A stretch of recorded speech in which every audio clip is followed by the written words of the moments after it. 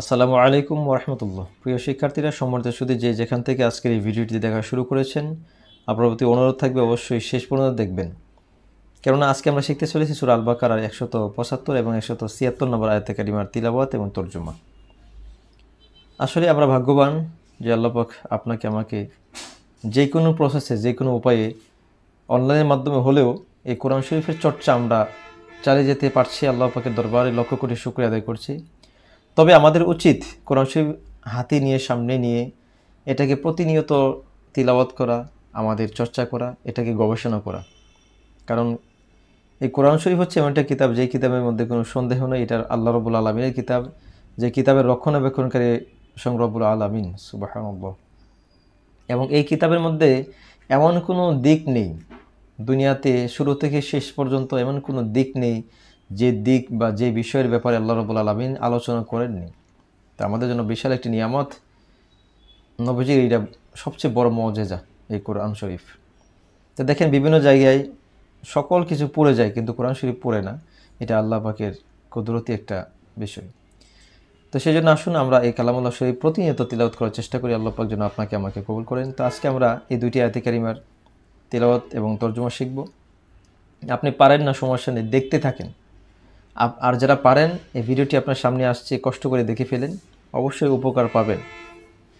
কে কোথা থেকে ভিডিওটি দেখলেন ইনশাল্লাহ জানাবেন কমেন্টের মাধ্যমে। যারা প্রথম দেখতেছেন অবশ্যই এই চ্যানেলটি সাবস্ক্রাইব করে পাশে থাকবেন। আমার এই চ্যানেলের মধ্যে 3000+ সাবস্ক্রাইবার রয়েছেন। যাদের সামনে এই ভিডিওটি আসছে আপনি কষ্ট করে দেখে ফেলেন, অবশ্যই আপনার দ্বারা আমিও উপকৃত হব ইনশাআল্লাহ। তো প্রথমে তিলাওয়াত করে নিচ্ছি। আউযু বিল্লাহি মিনাশ শাইতানির রাজীম। বিসমিল্লাহির রহমানির রহিম। উলাইকাল্লাযীনা ইশতারাবুদ দালালাতা বিল হুদা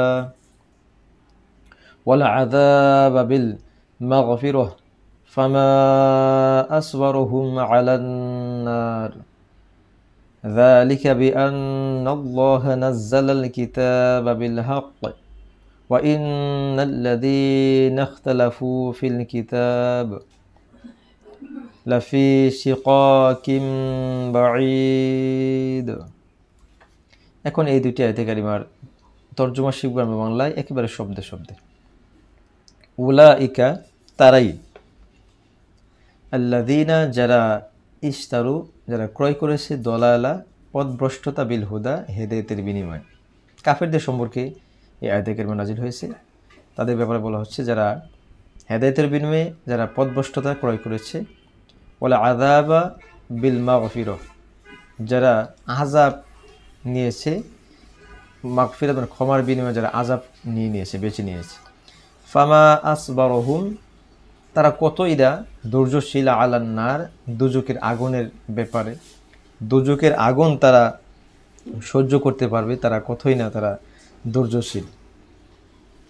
জালিকা, এটা এই জন্য যে বিআন্নাল্লাহ, নিশ্চয় আল্লাহ তাআলা, নাযালাল কিতাবা বিল হাক্কি, আল্লাহ তাআলা কুরআনুল কারীম নাজিল করেছেন সত্য সহকারে।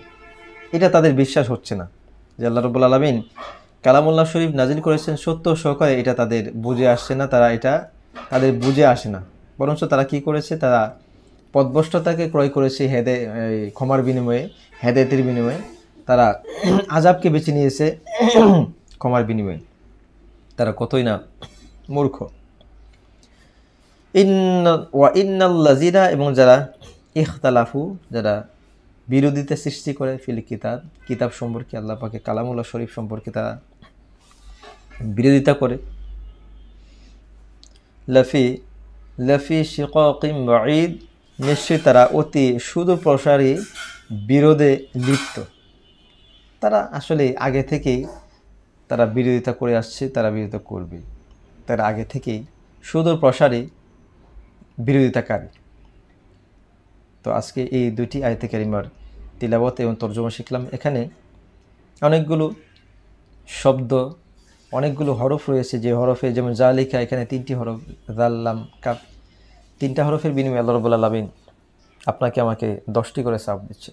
ইনশাআল্লাহ আমরা যেন প্রতিনিয়ত কালামুল্লাহ শরীফ তিলাওয়াত করতে পারি, তর্জমা শিখতে পারি। আর বিশেষ করে অনেকেই বলে থাকেন যে রাতে ঘুমার ঘরে গিয়ে বিভিন্ন দুঃস্বপ্ন দেখে থাকেন। তো কালামুল্লাহ শরীফের মধ্যে এমন কিছু সূরা, এমন কিছু তিলাওয়াত রয়েছে যে তিলাওয়াতের কারণে আল্লাহ পাক আপনাকে আমাকে সেফটি দিয়ে দেবেন। যেমন আয়াতুল কুরসি যদি আপনি পড়ে শুন, তাহলে ফেরেশতা আপনাকে পাহারা দেবে। সুবহানাল্লাহ, এই কালামুল্লাহ শরীফ। কাজেই আমাদের উচিত, আপনি যখন ঘুমোতে যাবেন তখন 4টি কুল যেটা বলি আমরা, কুল আউযু বিরাব্বিন নাস, সূরা নাস, সূরা ফালাক, সূরা ইখলাস এবং সূরাতুল কাফিরুন, কুল ইয়া আইয়ুহাল কাফিরুন, যে সূরাটা, এই 4টি সূরা পড়ে ইনশাআল্লাহ আপনি শরীরের মধ্যে ফু দিয়ে মেসেজ করে শুয়ে থাকবেন, ইনশাআল্লাহ আপনি নিরাপদ থাকবেন। পাশাপাশি যদি সূরা মুলক আপনি তিলাওয়াত করতে পারেন ঘুমোতে যাওয়ার আগে অথবা ঈশার নামাজের পরে, অবশ্যই আপনি আলমে বরযুগ তথা কবর দেশের মধ্যে আপনি সেফটি পেয়ে যাবেন ইনশাআল্লাহ। তো আল্লাহ রাব্বুল আলামিন আপনাকে আমাকে যেন বেশি বেশি করে এই কোরআনুল কারীমের চর্চা করতে পারে, আল্লাহ পাক যেন আপনাকে আমাকে সকলকে কবুল করেন, সেই প্রত্যাশা করে আজকের মতো বিদায় নিচ্ছি। আসসালামু আলাইকুম ওয়া রাহমাতুল্লাহি ওয়া বারাকাতুহু।